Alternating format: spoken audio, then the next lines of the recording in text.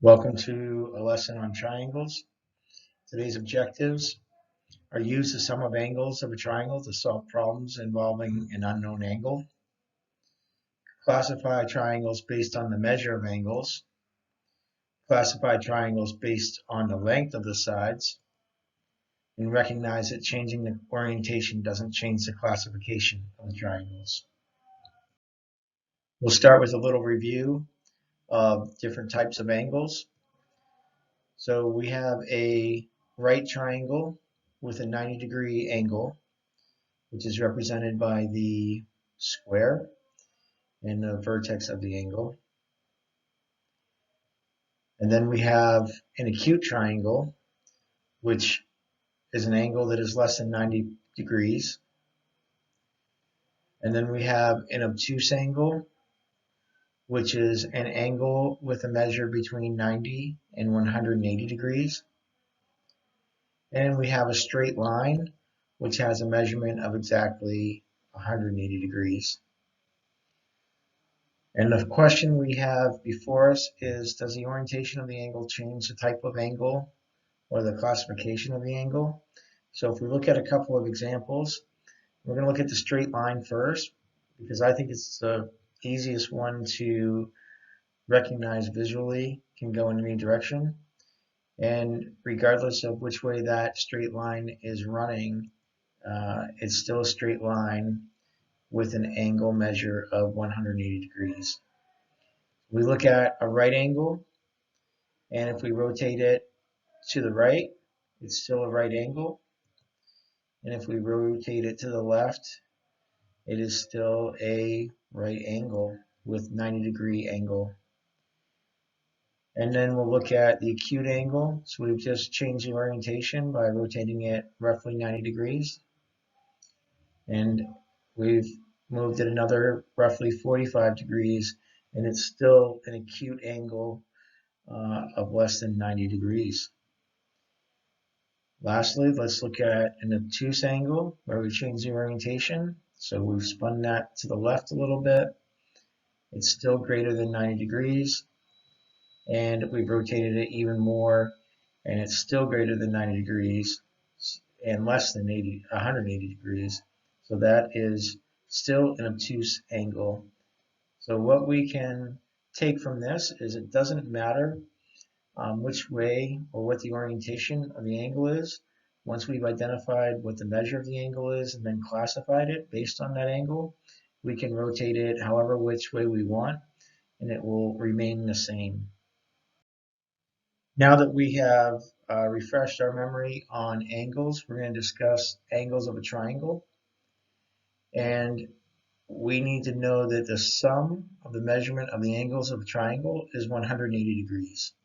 So if we look at this triangle and each angle is named, we have angle X, angle Y, angle Z. And if we follow the rule, we know X plus Y plus Z equals 180 degrees. So we'll look at an example knowing that formula, and we're going to find the measurement of angle Z in the triangle below. So the first thing we're going to do is we're going to take our knowledge that the sum of the angles of a triangle equals 180. So we can write the equation that's above, which is angle X plus angle Y plus the measure of angle Z equals 180 degrees. And then we'll plug in the known angles from our diagram.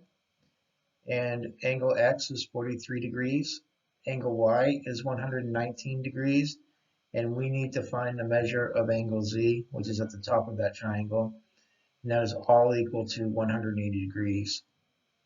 So if we simplify and add 43 plus 119, we'll get 162 degrees plus the measure of angle Z equals 180. And if we know from algebra that we can subtract 162 from each side to find out what our variable is, and in this case it's the measure of angle Z. So if we subtract 162 degrees from both sides, we find that the measure of angle Z equals 18 degrees.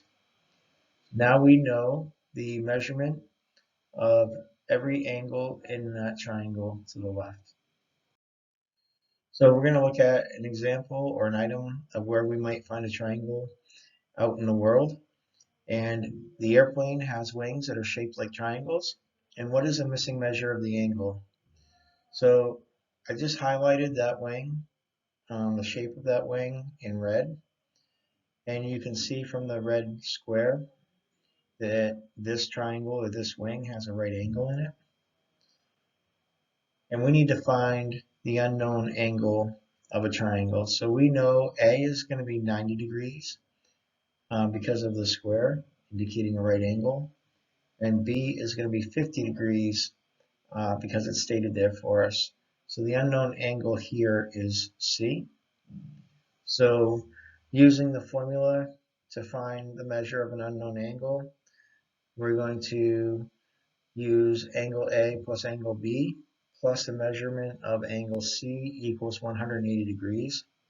So we can plug in the angles that we know, which A is 90 degrees and B is 50 degrees, plus the measure of angle C equals 180.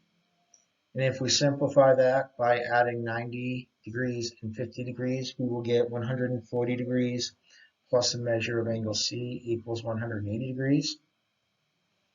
And then we'll subtract 140 degrees from each side so that we can isolate the variable of the measure angle C all by itself.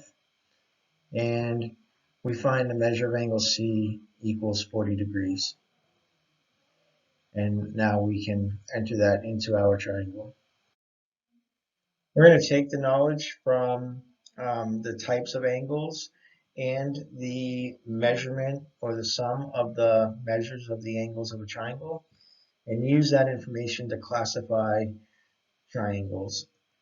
So because we know that triangles have a sum of 180 degrees, we know that that means a triangle has to have at least two acute angles. And the reason for that is if a triangle or if a figure has two angles of 90 degrees, that would equal 180. So there would be no way that you could have a third angle that would be, you couldn't have an angle of 0. So we know that at least two of the angles in a triangle have to be less than 90 degrees or you can't have the third angle. So one way to classify a triangle is by using its third angle, which is also the angle with the greatest measure. So if you have two acute angles, which we know we have to have at least two of, we know the third angle could be different, could be another acute angle, but it could also be a right angle. So here's a triangle, and there's one of its acute angles. There's another one of its acute angles, because those are both less than 90 degrees. So we're going to look at the third angle, and that looks like an acute angle to me as well, because it's less than 90 degrees. So it is. So a triangle that has all acute angles is called an acute triangle. Here's another triangle, and we can see that this angle is less than 90 degrees, as is this angle. So those are our two acute angles. Now let's look at the third angle, and we know from the square in there that that identifies that angle as being a right angle or a 90-degree angle. That is going to identify this triangle as a right triangle. And on the third triangle here, we can look, there's a acute angle, and there is an acute angle. So we have to look at the third angle and determine what type of angle is this.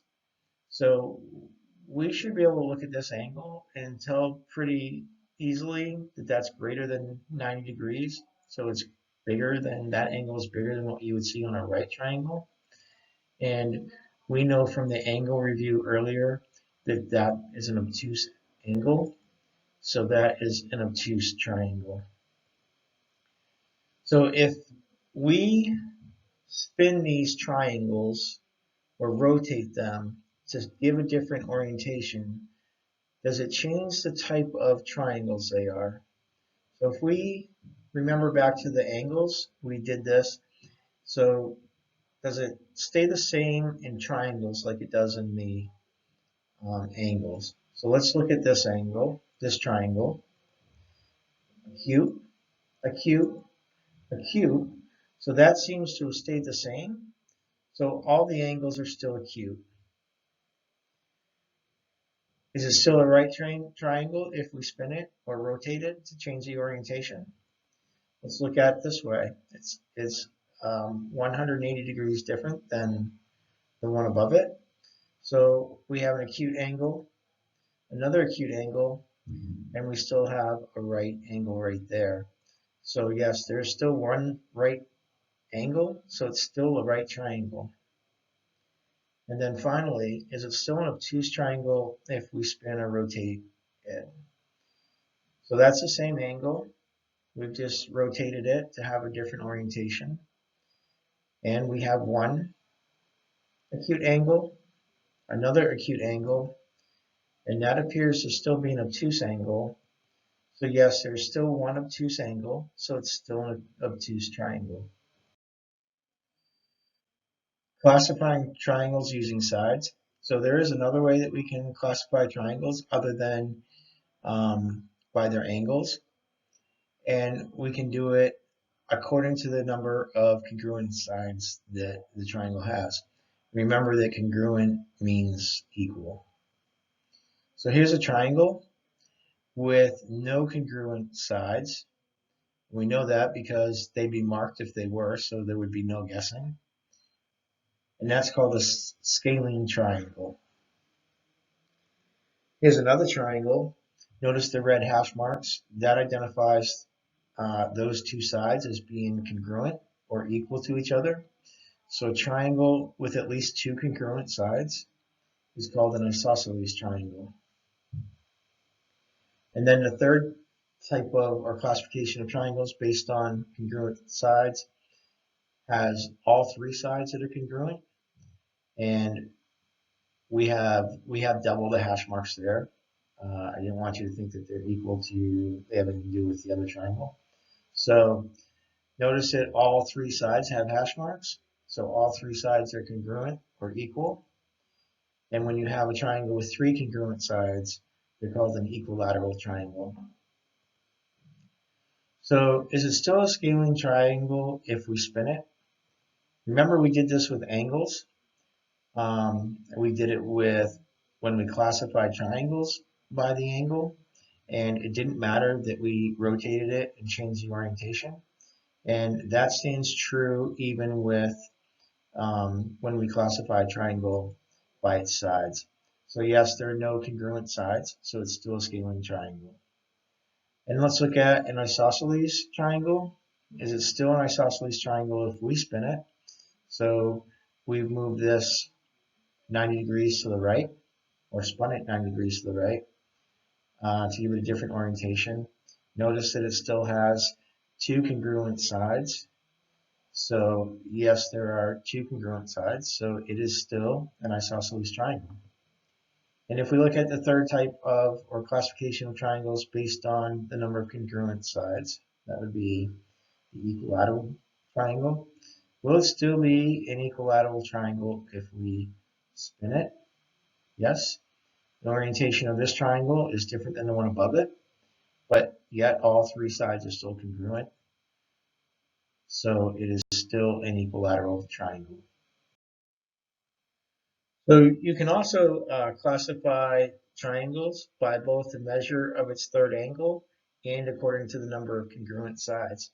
So if we look at this triangle, notice that it is a right triangle because it has the square, a rectangle in that angle that identifies it as a right angle, which is 90 degrees. And then we have hash marks on two of the sides, which identify those as being congruent. So we have one right angle, at least two congruent sides. So this is an isosceles right triangle. Remember that an isosceles triangle has two congruent sides, and a right angle has one angle that is 90 degrees. Does rotating the triangle change its characteristics? We've done it with angles, we've done it with triangles that we identify by its angles, and we've done it with triangles that we classify based on its side. So now we're going to look at this where we've classified a triangle by both its angle and its sides, and it doesn't change because it still has one right angle and at least two congruent sides. It is still an isosceles triangle.